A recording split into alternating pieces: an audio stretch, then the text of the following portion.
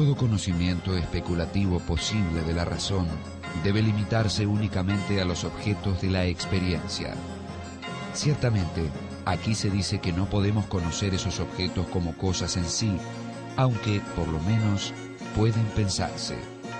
Pues si así no fuera, se seguiría de ahí la absurda proposición de que habría apariencias, fenómenos, sin algo que en ellas apareciera. Immanuel Kant, Crítica de la razón pura.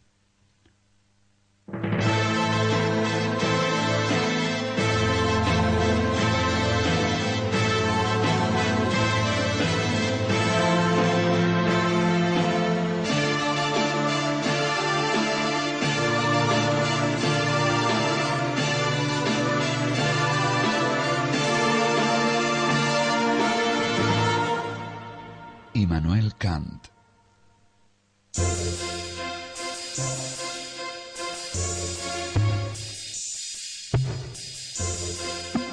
Immanuel Kant nació el 22 de abril de 1724 en una ciudad de la Prusia Oriental ubicada sobre el mar Báltico que en aquella época se llamaba Königsburg y que ahora se conoce como Kaliningrad.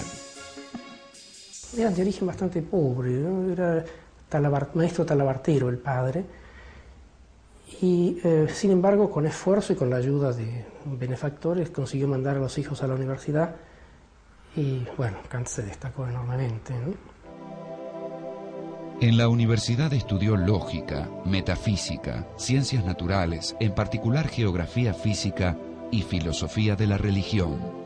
En su formación filosófica fue fundamental la influencia del racionalismo de Leibniz y el conocimiento de la tradición empirista inglesa. También fue importante el ambiente religioso en el que se crió. La madre era creyente en una, no sé si llamarlo secta o en una línea religiosa que se llama el pietismo, que hacía hincapié en un examen de conciencia extremadamente escrupuloso. La moral tenía que, o la conducta tenía que basarse en una pureza perfecta, y eso seguramente marcó el pensamiento de Kant, tanto en lo que se refiere a la escrupulosidad y minuciosidad del pensamiento en general, como también en lo que se refiere al rigorismo en lo moral. Kant se crió en un ambiente pietista, ¿cierto? Que es una variante del luteranismo germano. Sus padres eran pietistas, fue a una escuela fundada por un pastor pietista. Sin embargo, tomó distancia más tarde y respetando lo respetable del pietismo, sencillamente descalificó la forma de piedad, la forma de mostrar públicamente la piedad, cierto tipo de supersticiones.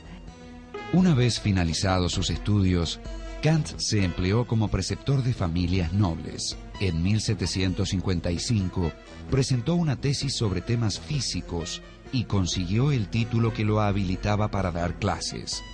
Pocos años después, consiguió también el cargo de ayudante en la Biblioteca Imperial. Esto tiene una consecuencia muy interesante después, muchos años después, cuando Kant se pone a escribir acerca de la filosofía política de la época, cuando compone ese tratadito sobre la paz perpetua, que es probablemente el más traducido y el más leído de todos los de Kant, porque en ese tratado y en otros se nota que ha tenido un gran, estrecho contacto con la literatura, con la bibliografía jurídica de la época, cosa que normalmente no hubiera podido tener cualquier persona, ¿no? Pero se nota por todos lados este conocimiento que tiene Kant de la bibliografía jurídica, de la bibliografía científica, gracias a las posibilidades que le dio su tarea de bibliotecario. Desde 1755, Kant escribió una serie de textos sobre materias muy variadas y fue ganando prestigio académico. En 1770 fue nombrado profesor titular de lógica y metafísica.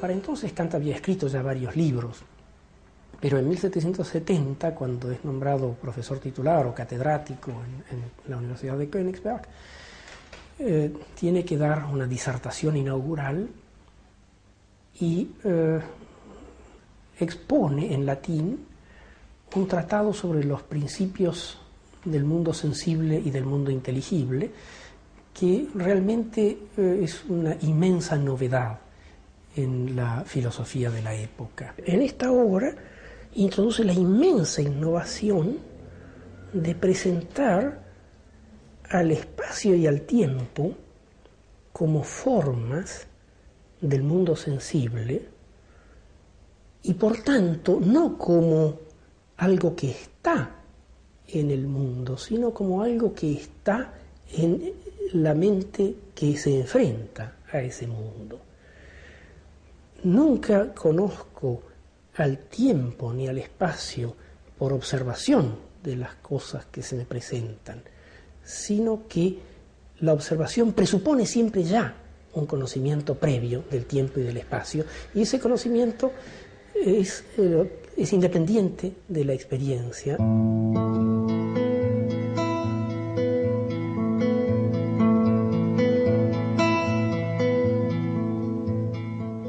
El éxito de su exposición lo impulsó a desarrollar una de las obras más importantes de la modernidad, la Crítica de la Razón Pura. Kant creyó que le insumiría unos pocos meses, pero trabajó unos 10 años en ese libro, que recién pudo ser publicado en 1781. En esos años estuvo a punto de casarse un par de veces, pero desistió, considerando que el matrimonio sería una grave distracción para sus investigaciones. Dedica 10 años a una meditación constante, se conservan gran parte de los borradores, de los papeles, de las notitas que iba haciendo durante ese tiempo, en una meditación constante destinada sobre todo a resolver un problema que en la disertación del 70 no le había quedado claro, que es cómo es posible que el pensamiento,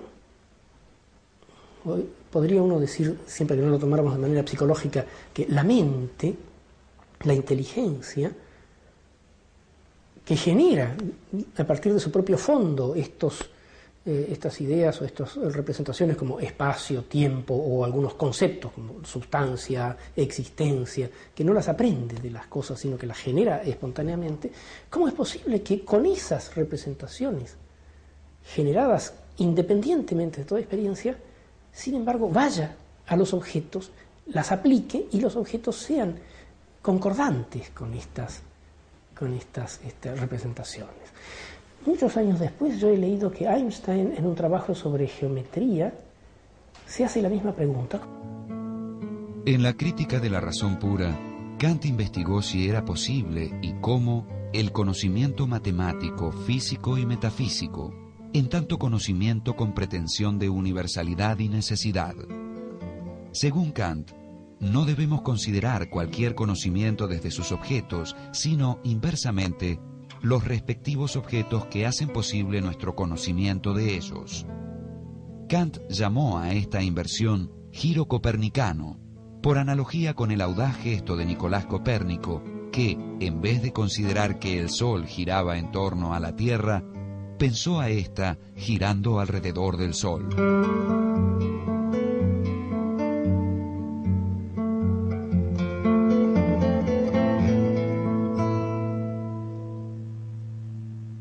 Kant dice, por un lado está la actividad conceptual de la razón, pero por otro lado también tenemos que deponer el orgullo del racionalista dogmático y admitir que también están las leyes de la sensibilidad y que los conceptos de la razón sin un contenido dado por la sensibilidad son vacíos.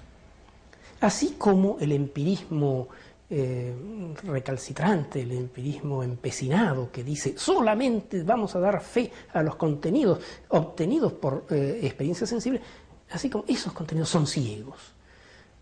El puro dato sensible sin concepto que lo estructure es ciego, es como lo recibe una cámara de televisión o algo así, que no razona, y el puro concepto sin contenido sensible es vacío. Según Kant, el sujeto constituye al objeto como unidad sintética de sus percepciones. La actividad del sujeto es lo que hace posible al objeto. Por eso, Kant introdujo la distinción entre fenómeno y noumeno.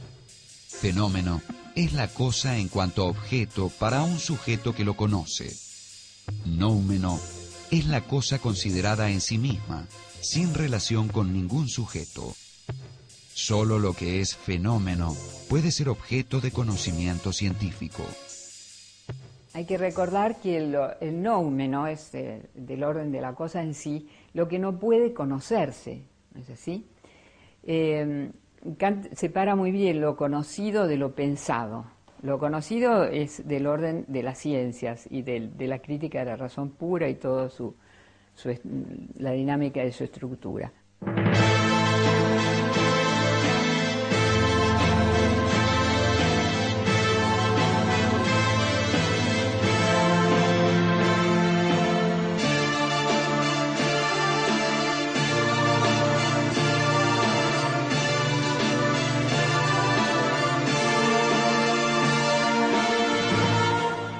Immanuel Kant.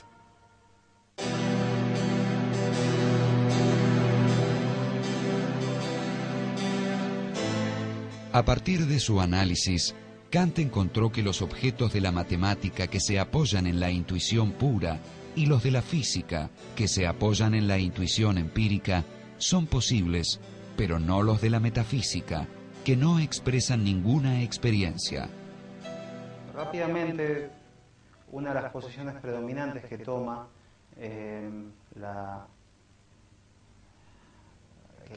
cómo se recepciona el problema de la metafísica tal cual está abordado en la crítica de la razón pura es la consideración de que se trata de una destrucción radical de toda metafísica posible. Y así, por ejemplo, lo entiende fundamentalmente el idealismo alemán. Pero la filosofía teórica termina, como resultado, en que no se pueden responder con la pura teoría cuestiones relativas a metafísica, a cuestiones aquellas como las que habíamos planteado antes de teología natural, por ejemplo. ¿Qué pasa con Dios? ¿Quién creó el universo? Y como esas muchas otras, ¿no? Entonces, sin embargo, Kant encuentra que, a pesar de que todo nuestro conocimiento teórico queda entonces en la trama general del conocimiento empírico, del conocimiento espaciotemporal, sensible, sin embargo hay un acontecimiento fundamental que yo me atrevería a presentarlo casi como un milagro, y es la presencia de la ley moral en la conciencia. Los objetos de la metafísica son solo ideas regulativas para la razón teórica, pero juegan el papel de postulados ineludibles para la razón práctica. Por la crítica de la razón teórica pura, sabemos, por ejemplo, que es imposible conocer ciertamente si hay en el mundo libertad. Pero la razón práctica, al plantear el problema de la conducta moral, presupone la libertad. En resumen, no puedo teóricamente afirmar la libertad, pero prácticamente, como sujeto ético, debo postularla. O sea que ya está, en la misma crítica de la razón pura, está abierto el paso a la crítica de la razón práctica y a la posibilidad lógica de pensar la libertad. Porque para Kant, si no existiera la posibilidad lógica de pensar la libertad, entonces ese tema ni siquiera podría ser tenido en cuenta.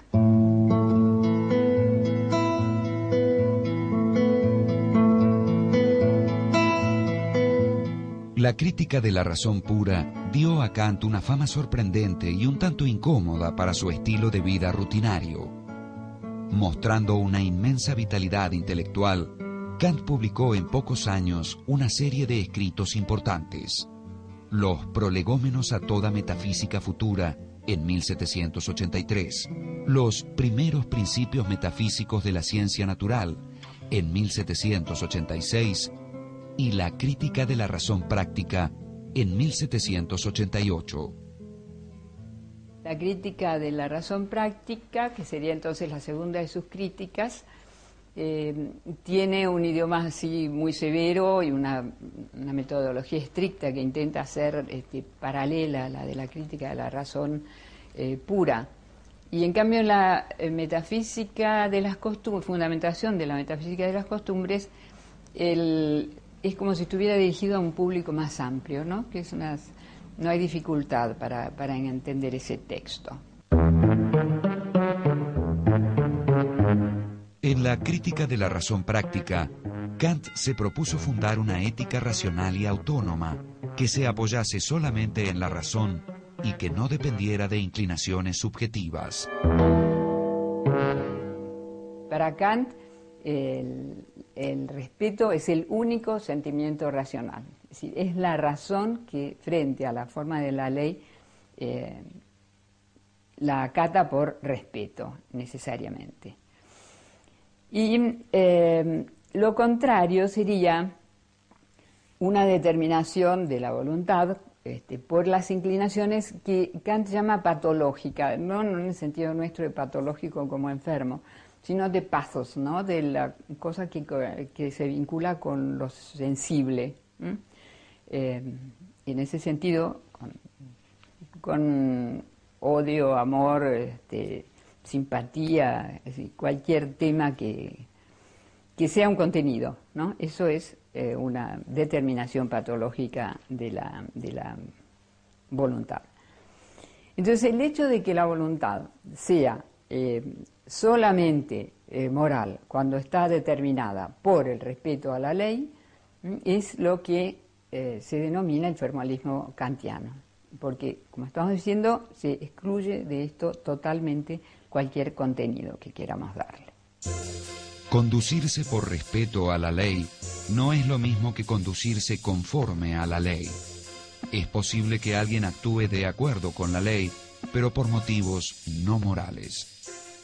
En el contexto kantiano, la ley moral, que es un factum, además, es un hecho, no se desprende de nada, no hay antecedentes, cada uno en su conciencia la encuentra, ¿no? Por eso Kant dice, ante un hombre de condición humilde, en quien yo veo el funcionamiento en sus actos de esa ley moral que yo reconozco en mí mismo, dice, mi espíritu se inclina, ¿no? O sea que acá no es una cuestión de ser un ilustrado para descubrir ese respeto por la ley moral y ese sentimiento, ese sentido del deber, ¿no? Eso está en todos los hombres. Entonces, y eso se denomina en Kant, la ley es imperativo categórico.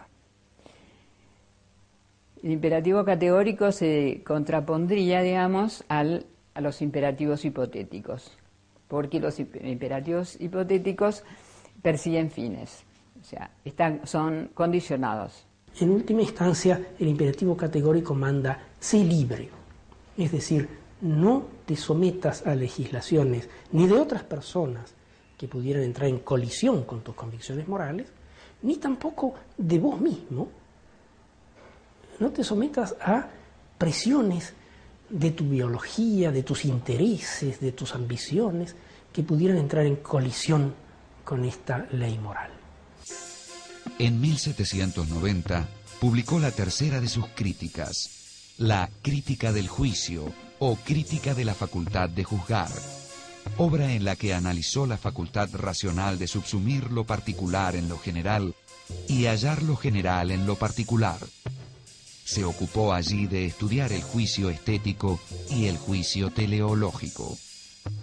Dice Kant, bello es aquello que gusta sin que medie un concepto. Gusta. Es el juicio del gusto realmente. Y entonces esa provoca un agrado. Hay una armonía, dice Kant, acá entre la imaginación y el entendimiento. Entonces el sentimiento es de agrado. Y esto bello, bueno, eso es...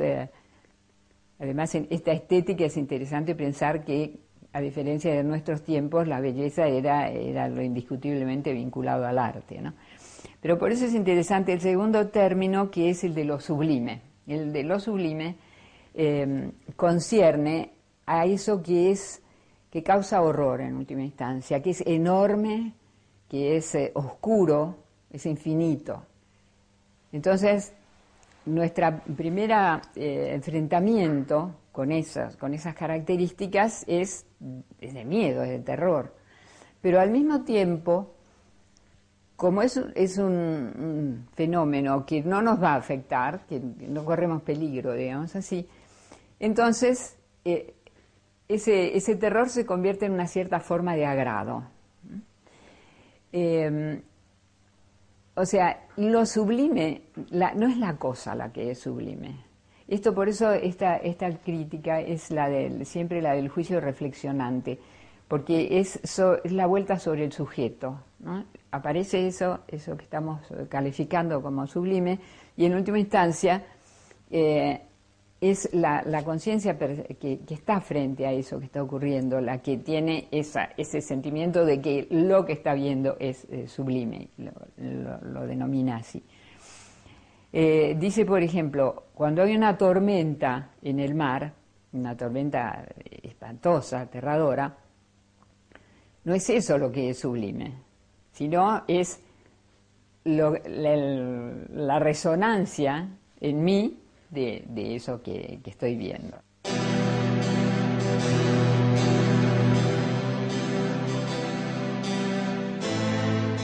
En 1793 apareció su obra La religión dentro de los límites de la mera razón, que le valió una amonestación por parte del emperador prusiano Federico Guillermo en persona. Se le reclamó una retractación respecto de su filosofía religiosa si quería evitar dolorosas consecuencias. Kant no autorizó ninguna modificación en su escrito, pero se comprometió de allí en adelante a no hablar de religión. En 1795 publicó La Paz Perpetua y en 1797 La Metafísica de las Costumbres, donde expuso su teoría jurídica y política. En 1798, al fallecer Federico Guillermo y ocupar el trono su hijo Federico Guillermo II, Kant se sintió liberado y publicó El conflicto de las facultades, en el que estudiaba los límites mutuos de las ciencias y la relación entre la filosofía y la teología. Poco tiempo después, el 12 de febrero de 1804, mientras trabajaba en una reformulación de su filosofía, Immanuel Kant falleció. Parece que hasta en las cosas más pequeñas tendía a buscar un principio sobre el cual se pudieran subsumir, o tendía a organizarlas de acuerdo con principios universales. En última instancia, esto tiende a mostrar una racionalidad del universo entero, ¿no? Y a inscribir la propia persona en esa racionalidad del universo. Sobre finales de la década del 30, es decir, 1930, hay una serie de conferencias muy importantes en las que interviene tanto Cassirer como representante del neocantismo y por otro lado Heidegger, Martin Heidegger. En esas conferencias se da un debate entre ellos en el cual el eje de la cuestión es el problema de la metafísica en Kant. Claro, lo que Heidegger cuestiona a la posición de Cassirer y en general del neocantismo es esta reducción del problema de la metafísica en Kant a ser una suerte de mera fundamentación de las ciencias de la naturaleza. Quizás no sea el momento de analizar en profundidad la postura de Heidegger sobre la metafísica kantiana. Es una posición bastante compleja,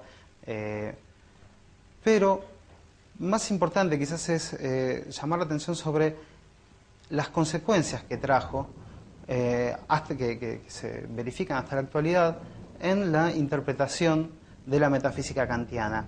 Vale decir, pareciera, en cierto sentido, que Heidegger despertó la atención sobre el problema de la interpretación metafísica de Kant.